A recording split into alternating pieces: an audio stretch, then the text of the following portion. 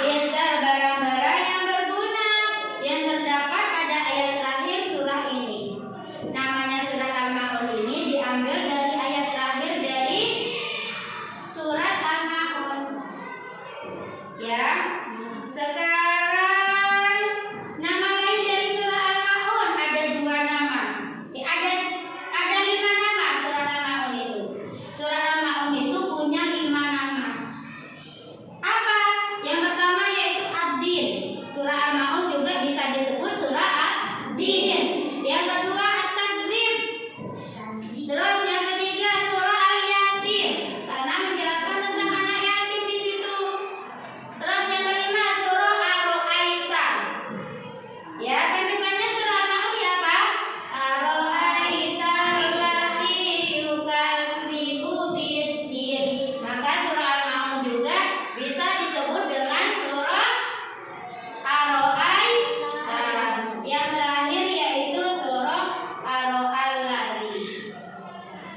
Ar-Ra'aital-Ladzi. Kemudian asbabun nuzulnya. Anak-anak sudah pernah belajar asbabun nuzul? Asbabun nuzul itu sebab-sebab diturunkannya ayat. Kenapa Allah kok menurunkan surah Al-Ma'un kepada Nabi Muhammad? Sebab-sebabnya dengerin. Bias, dengerin. Apa sebabnya?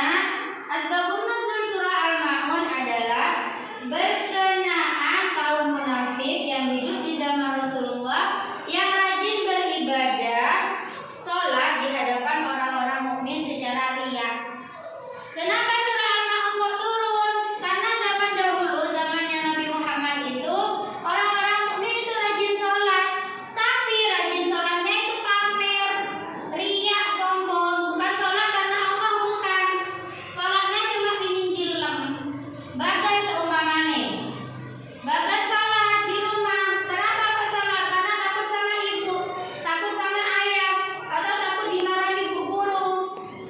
Itu namanya sholat karena riya, bukan sholat karena Allah. Ya, jadi kalau anak-anak sholat itu meskipun ada ayah, gak ada ayahnya, gak ada ibunya, tapi kalau dengar suara adzan di masjid harus langsung sholat karena takut sama Allah, bukan takut pada ayah ibu. Paham?